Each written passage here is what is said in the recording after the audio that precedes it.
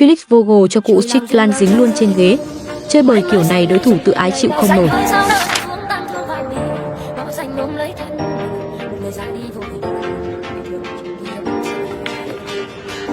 Been pretty convincing, Carl.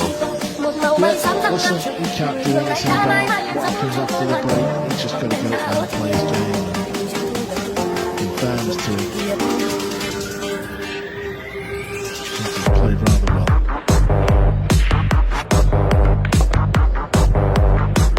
Just needs to settle down a little bit, which he will do.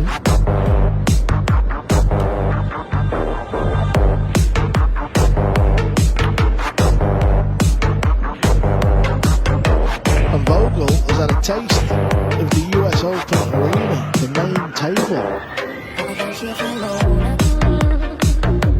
And in no time at all, the young 17-year-old Felix Vogel beats the 64 five-time US Open